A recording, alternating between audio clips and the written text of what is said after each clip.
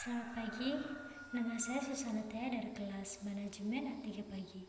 NIM 1810416677. Di sini saya akan menjawab soal perilaku konsumen yang diberikan oleh Pak Adi Mursalid. Soal yang pertama, apa judul artikel di atas? Siapa penulis artikel tersebut? Apa yang dibahas dalam artikel tersebut? Jawabannya, judul artikel di atas adalah Impact of Social Media on Buying Behavior of Consumer with Special Reference. Artikel tersebut membahas tentang efek dari pengguna sosial media terhadap sikap perilaku manusia. Pertanyaan selanjutnya nomor 1 yaitu dalam bahasa Inggris, do you use social media? Pertanyaan nomor 2, you use social media for? Pertanyaan ketiga, type of social media you use? Nomor 4, do you pay attention to advertisement on social media website? Pertanyaan nomor 5, do you trust social media? Pertanyaan nomor 6, social media influence your buying decisions? Nomor 7, what is your preference source of information for your buying decisions? Pertanyaan nomor 9, do you feel social media help in your buying decisions? Pertanyaan ke-10, according to you, what is the role of social media in information products? Pertanyaan yang ke-11, apa kesimpulan dari artikel di atas? Coba baca artikel 2, jelaskan sejarah dan perkembangan perilaku konsumen. Saya akan menjawab pertanyaan yang pertama. Question number 1. Do you use social media? Yes, I do. Number 2, forget the information, get friends, communication with others, and share my daily life activity. Number 3, Instagram, WhatsApp, Twitter, and Facebook. Number 4, yes, sometimes. Number 5, I trust, but I cost to trust from original code. Number 6, skincare, example, Maybelline, clothes, hoodie, tears, pants, etc. Number 7, information for account of website, review from customer, and testimony. Next, yes, very help. Number 10, every social media use has the right to inspiration anything, including the promotion of a product according to applicable regulation.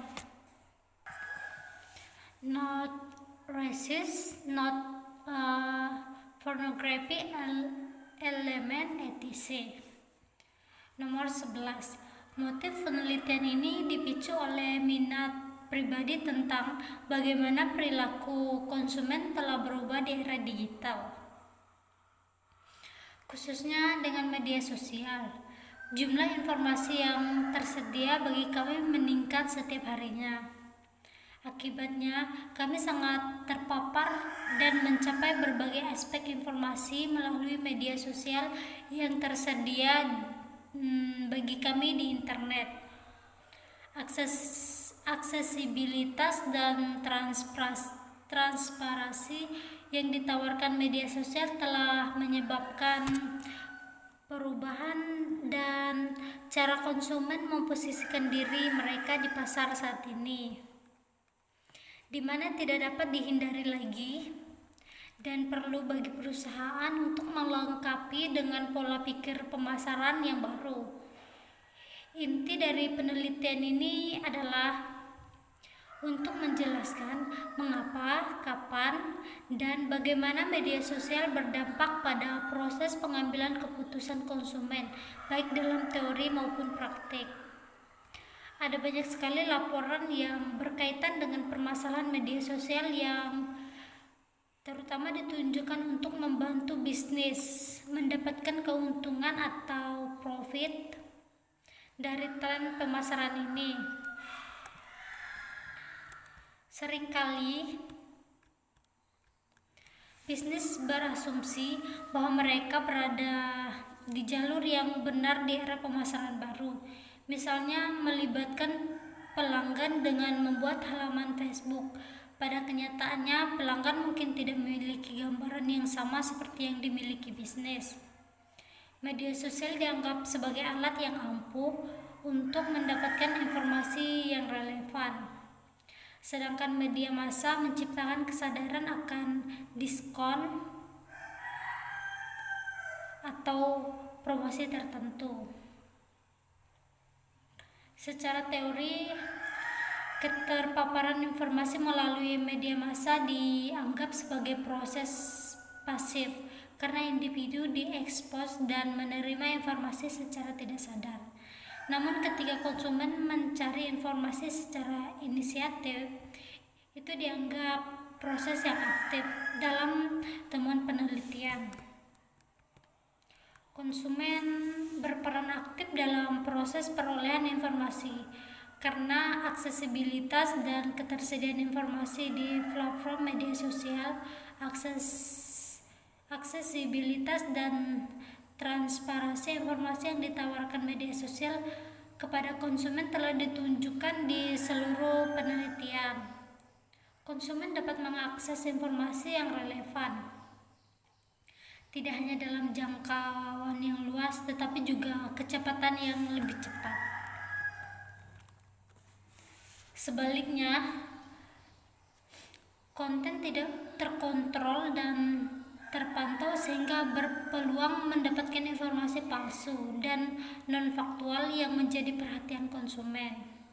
Banyak individu telah memperhatikan dan setuju bahwa dengan media sosial mereka dapat menyuarakan pendapat mereka dan berkomunikasi dengan konsumen lain dan dengan perusahaan secara lebih efektif.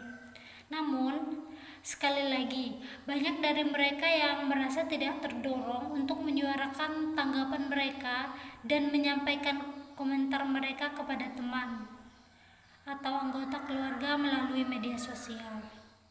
Dalam perspektif pemasaran, jebakan ini dapat menjadi penghambat dalam kaitannya dengan pemasaran melalui media sosial.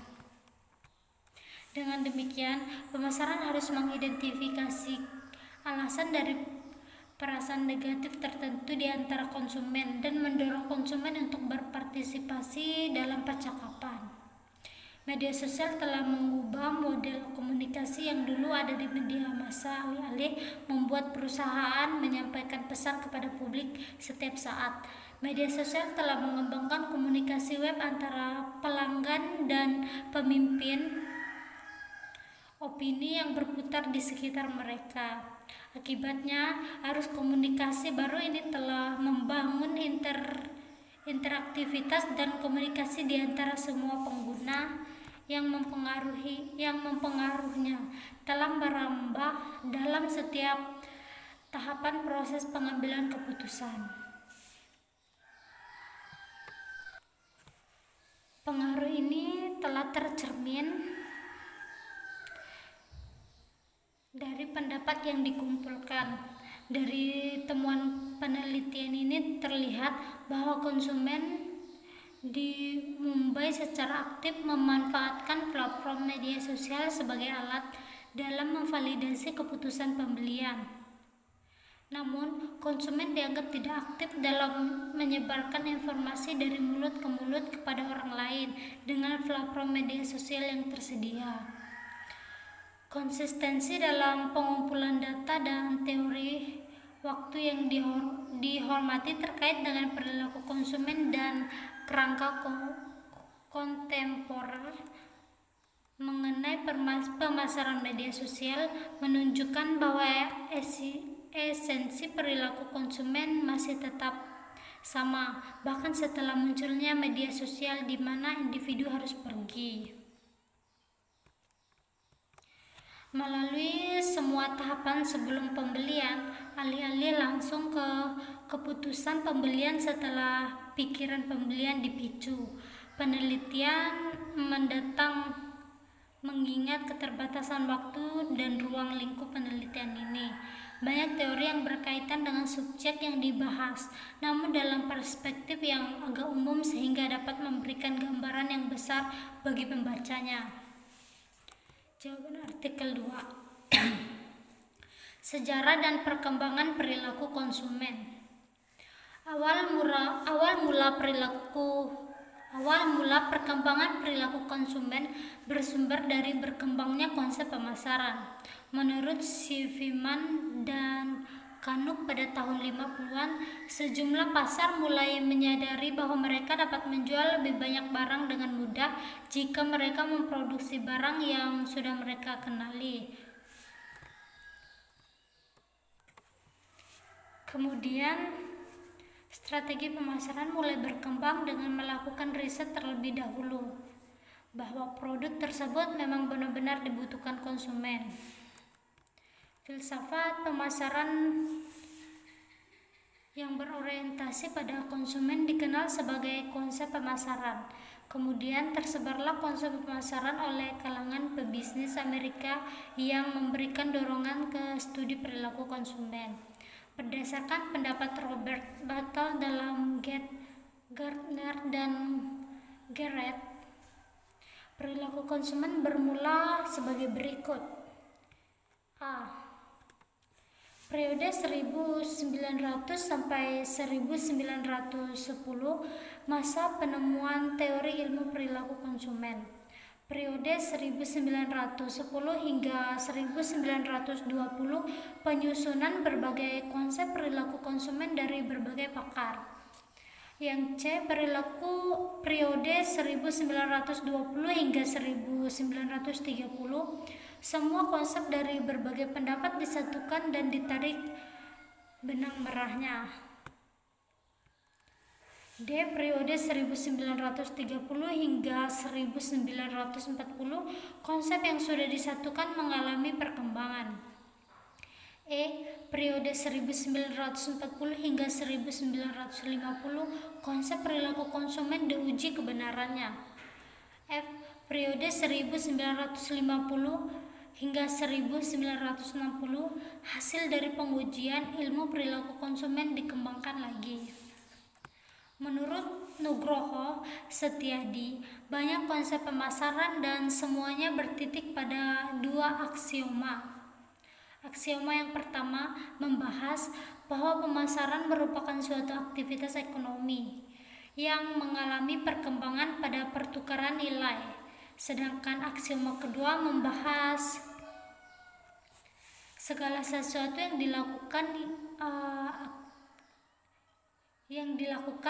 melakukan aktivitas dan program pemasaran adalah pemasaran.